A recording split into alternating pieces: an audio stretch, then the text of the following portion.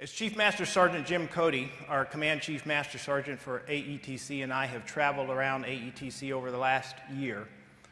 Of all the elements of Air Education and Training Command, what has impressed us the most, as you might guess, has been our airmen, our people. And as I've traveled around, talked to them, whether they're trainees or instructors or educators, people who support all of that, I've been tremendously impressed by their stories. Their stories about why they joined the Air Force, about what they want to get out of the Air Force, about their hopes and their dreams. I asked our folks to try to capture some of that in a short video that we're going to play for you now. And I wanted to play this early because I wanted to set the stage for not only what I'm going to say over the next few minutes, but for what we are all going to do over the next 2 days. It's about our airmen, and I want you to see a few of them on this video. Roll the video, please.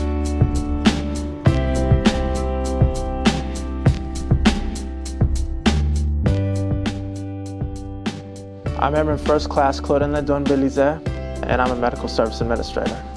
My name is Keely Kerrigan, and I joined Air Force ROTC to become a cyber warfare operator. My name is Lieutenant Dan Emery, and I'm a student pilot. I'm Airman Basic Samuel Murphy. I'm a medical lab tech trainee. I'm Airman First Class Mariah Austin, and my job is knowledge operations.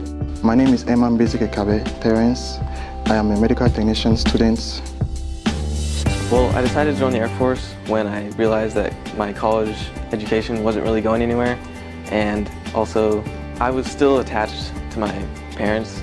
You know, I was an adult, but I was still living at home. But I was afraid of falling into those college traps of, partying, staying out late, and not really studying as much as I should. My dad's in the Air Force. He's currently a senior master sergeant. So I've been raised on the Air Force. I am from Cameroon. That's a country in West Africa. I was inspired to join the Air Force because I have a lot of dreams to become a better person, to be able to help people, to be able to take care of the weak and the needy. I heard stories about the Air Force and the kind of cool stuff that they did and the mission that they did. I knew that I wanted to come into the military when I was a sophomore in high school. Growing up, there's a lot of instability, and we moved around a lot. And I wanted to be able to provide myself more stability. Back in Cameroon, it wasn't easy growing up there, but I always had that hope in me that one day I'm gonna do great things. I'd like to make a career out of it, possibly commission, depending on where my degree goes. But I'd definitely like to finish a degree in this field. I want to be a psychiatrist. I always wanted to be a doctor, but I never had the discipline or the set mindset to actually commit to the strenuous and long schooling that it would take to actually get there. I'd like to say I'm on the fast track to get to where I'm trying to go. I want to further my education. I have a few different options as to what I want to do, per se, when I grow up. My goal is to be a good husband, a good father, and a good warrior. I want to protect the guys that are going out there and risking their lives to defend me, to defend my family. If I can help them to stay safe, then that's all I could ask for. Mom is a first-generation American citizen, so my grandparents, they were really new to the idea, and they were really excited about it because, I'm serving the country, and when my grandpa became a citizen, that's something he always wanted to do, but he never got the chance. I'm setting the bar high for my younger siblings and showing that there is opportunity and that no matter what you want to do, you can achieve it. I can take care of my family, like I can send my junior ones to school, I can help my parents, take care of the family. It means my family name has gone up in my country, so that's great. Before, I just kind of did my own thing and only had to take care of myself, but now I'm in charge of taking care of other people and helping them grow. And actually, I really enjoy it because I know when I was younger, I've always wanted to be kind of a teacher. And so this actually lets me be a leader and a teacher at the same time. I think it's making me a better person. I'm more focused, and I'm disciplined, and I also have a better understanding of where I'm going with my life. I can set goals on the short term and follow through with them. Just the little things I've gone through, and I'm just an Airman Basic is wonderful. I can't just imagine what I'm going to go through in the future. I've really took on a big step of adulthood and maturity, and I feel that I've been able to grow up and be independent, as well as coming together like as a group and learning to work really well as a team, and knowing that there's not just my family, but there's also an Air Force family that is there for me. You know, I'm not just working to make money just to survive and, you know, buy things. I'm actually going into a career, a profession, where I'm doing something that will better an entire country. It's more like than I could have asked for, really. It's basically like they headed like me a roadmap and a GPS and said, here you go, knock yourself out.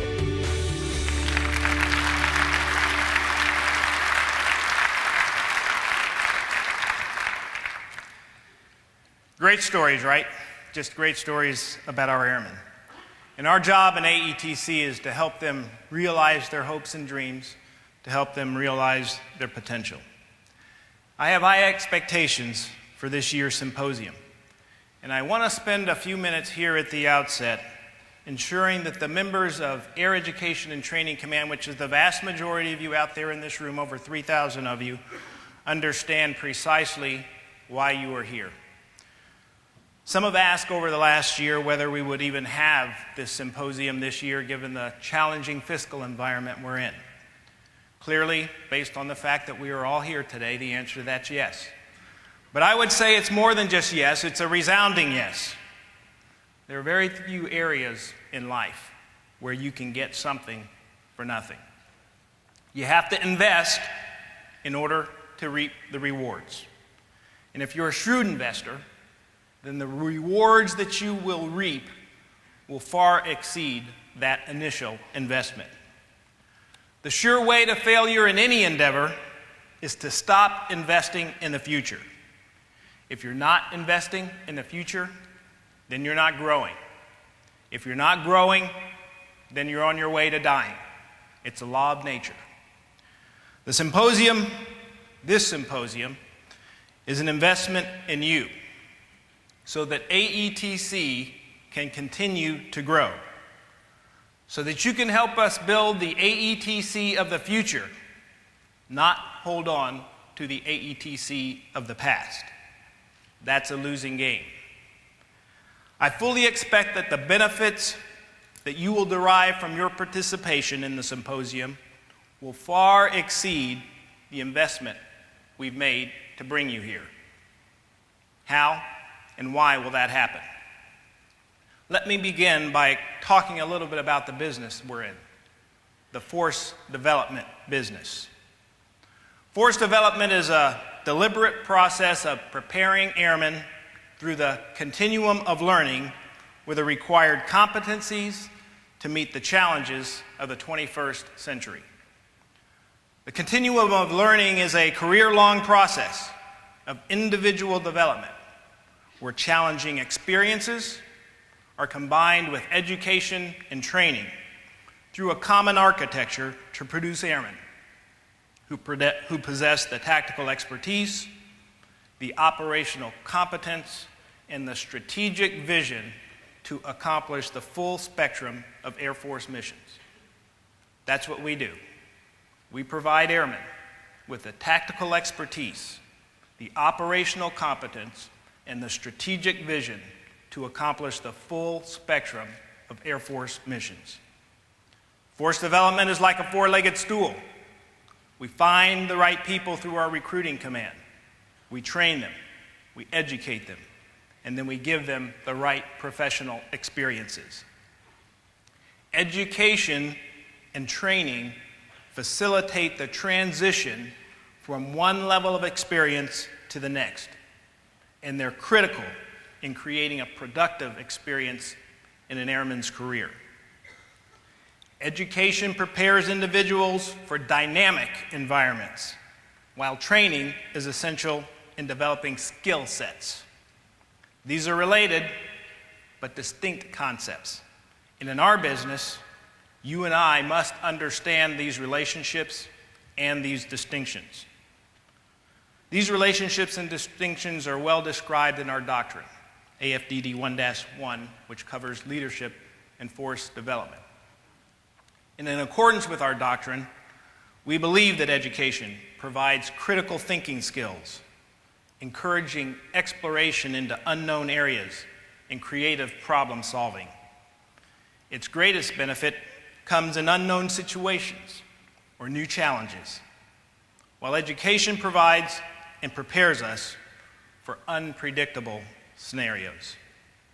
Conversely, training is focused on a structured skill set, and the results of training performance should be consistent and constant. Thus, training provides us with what we would call skill expertise.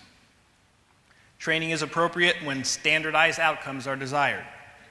Training is focused on building specific skills to produce reliable, consistent results. Education, on the other hand, is appropriate when adaptive outcomes are desired. Education is focused on developing critical thought that enables creative solutions. Training is task-dependent. Training is generally focused on a specific skill set. Education is process-dependent. Education generally focuses on combining familiar and unfamiliar information to produce a suggested course of action.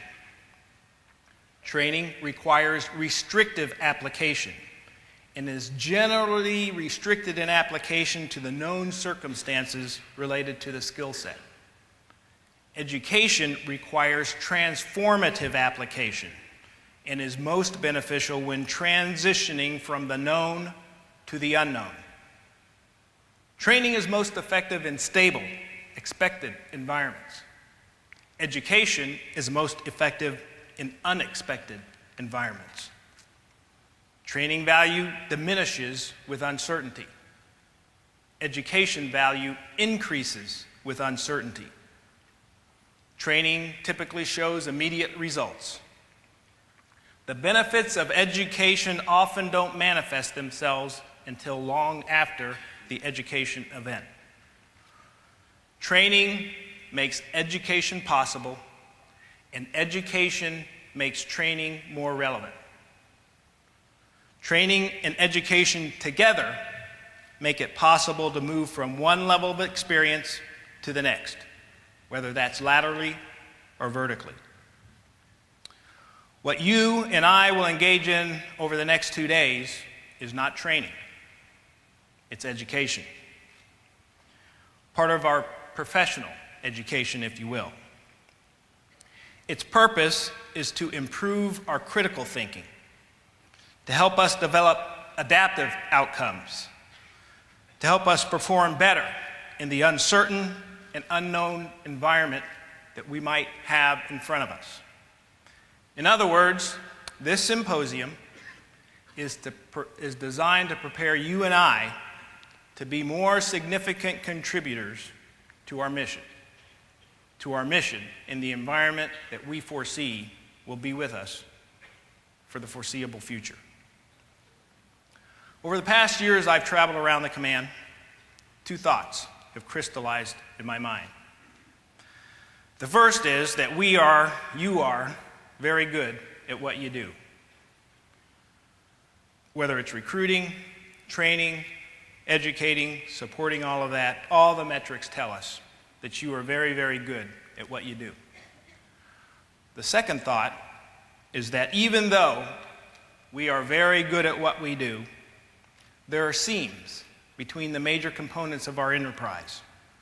Seams that result in ineffectiveness and inefficiencies. Those of us who work at a level where we can see across the enterprise bump into these seams all the time. We know they exist.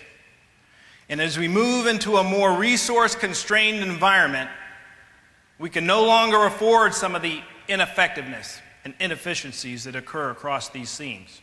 And all of us have a role to play in knitting these seams more tightly together. So this is another major reason why you were here at this symposium, to better understand the relatedness and the uniqueness of the recruiting, the training, and the education enterprise, as I described them earlier, so that you can help us tighten up these seams that exist. There is a third reason why you are here, At the end of last year, the end of 2011, the senior leadership of AETC held a series of discussions about strategic initiatives. I just commented that you all are very, very good at what you do, so you might think that we can continue to do what we've been doing and the way we've been doing it, and everything will be okay. Quote, if it ain't broke, don't fix it. Your leadership doesn't think that's the right strategic direction for the future for two reasons. First, every once in a while, something happens in the world that enables not just incremental change, but fundamental change in the way things work. We believe we're in such a period today.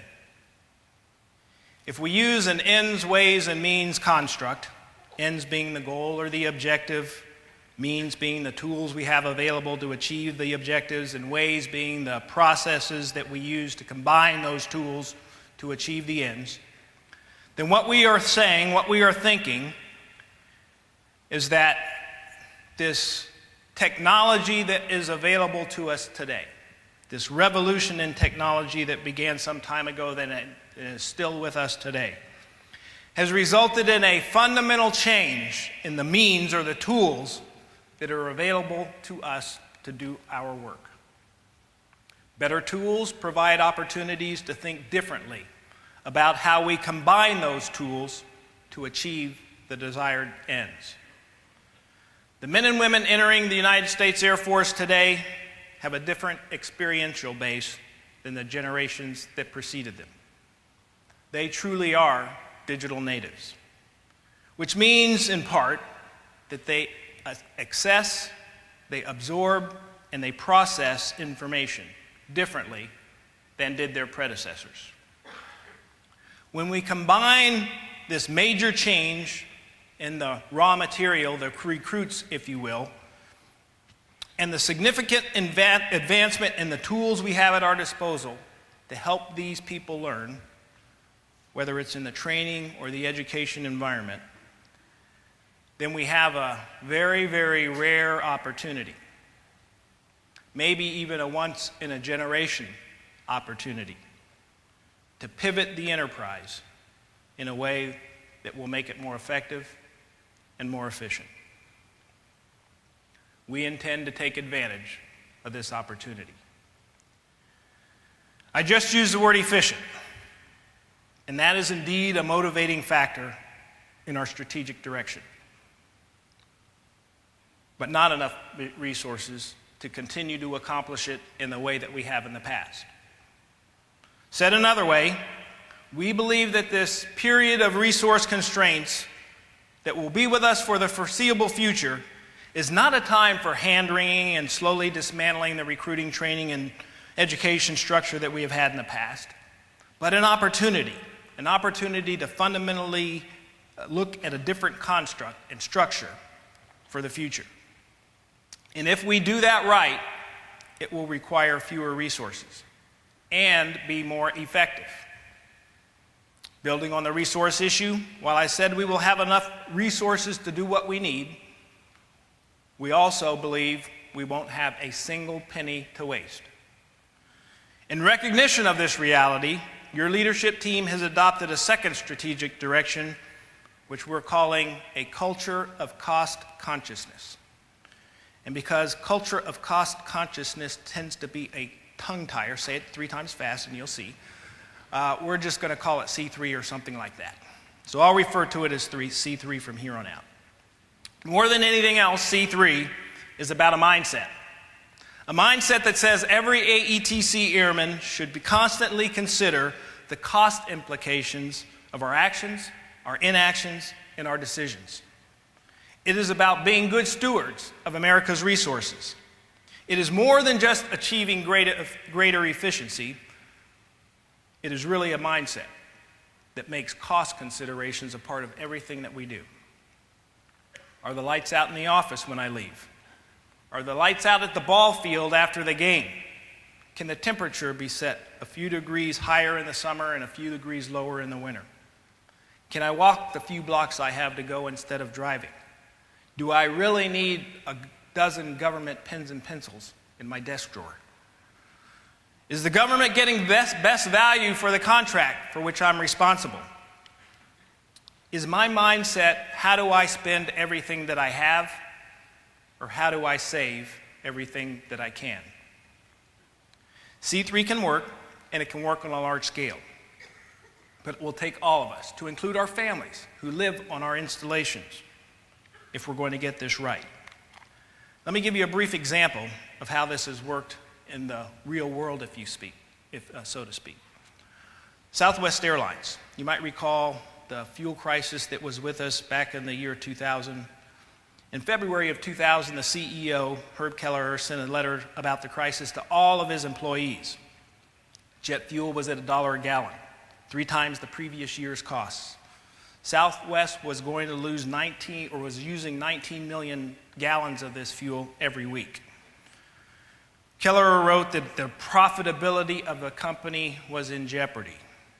He asked each worker to help out by saving $5 a day, which would, he explained, save Southwest $51 million a year. The response from the company workers was immediate. One department offered to do its own janitorial work. A group of mechanics figured out how to heat airplanes more cheaply. Pilots began to taxi on one engine, saving fuel. Workers stopped printing reports, turning off things that were idle, turning off every other light, etc. Within 6 weeks, employees had already saved the company $2 million. The company expected a loss that year, the first time in 28 years. Instead, they ended up surpassing expectations and making money when all around them in the environment were losing money, huge sums. They did it by adopting a culture of cost consciousness. They did it, and so can we. In fact, many of you are already doing it, so to speak. At Keesler Air Force Base, Captain Wendy Williams led the effort to restart a recycling program at the hospital, where they now take disposable surgical items and remanufacture them, which reduces hazardous waste, cuts supply requirements, and in just 3 months has saved over $62,000. At Luke Air Force Base, Mr. Andy Taylor designed a bench that could test components for aircraft, eliminating the need to send them to the manufacturer.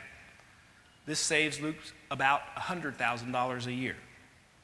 I could go on, but the point is, C3 is about all of us. It's about all of us all of the time. It's a great compliment to AFSO 21. It's not just a good thing to do, it's the right thing to do for your unit, for our Air Force, and for our country. And every single one of us can make a meaningful contribution. You'll hear much more about this in the coming months and days from us on how we intend to execute it. Let me wrap up by repeating that this symposium is an important professional development opportunity for each of you, and I expect you to take maximum advantage of it. We have big plans for the next year that entail thinking anew about how we execute the recruiting, the training, and the education mission, as well as adopting a new culture of cost consciousness. This is not about looking behind us and longing for the past, but looking ahead of us and shaping the future. This flows from the characteristics that define us as airmen. Our eyes are on the horizon. Runway behind us is irrelevant. We think big. Our vision, our reach, and our power are global in nature. Some people might say that we are biting off more than we ought to with what we have planned. But I'm concerned that we won't think big enough and take full advantage of the opportunity that we have in front of us. But the key to our success is not me and what I think, but you and what you do. The ideas that will power us into the future will come from you. The quality of those ideas will be directly related to your understanding of not only what you do in your area of expertise, but how what you do relates to the rest of the enterprise and what others do. and your appreciation of that. Coordination and synchronization of activities between recruiting, education, and training are good and helpful, but we're the United States Air Force, and we aim high. And coordination and synchronization aren't enough for us. We're after full integration of these activities across our enterprise. We must break down the seams between what we do in recruiting, education, and training. And each one of you has a role to play in that endeavor. So if you're in the training business, then spend time over the next few days in seminars focused on education. If you're in the recruiting business, go to seminars focused on training, etc. You should plan to attend all of the general sessions, which will be in this room, and we'll have room for everybody. And when you go back to your units, put your minds to work on how you can take advantage of the wonderful opportunity that is in front of us. Let me end with a short tale about two shoe salesmen. Two shoe salesmen that worked for a company that sent them both to the outback of Australia where the Aborigines live. And they both got on the same airplane, went to the same place, saw the same thing. Shoe salesman number one sends an email back and says, "Bad news. The natives here don't wear shoes. There is no business." Second shoe salesman, the exact same experience, had seen the exact same things. Sends an email back, says, "Great news. The natives here don't wear shoes. Plenty of business." Right? Two people see the exact same thing. One is defeated before he ever starts. The other is ready to fly, fight, and win. Life is 10% what happens to us, 90% what we do about it. Are you salesman one, or are you salesman two? We all talk about the change we want to see in our unit, the change we want to see in AETC, the change we want to see in the Air Force. As Gandhi said, now's the time not to talk about the change, but to be the change you want to see in your unit. To be the change you want to see in the Air Force. To be the change you want to see in AETC. It starts right here, right now. And I look forward to spending the next few days with you as we learn and we grow together. Thank you very much.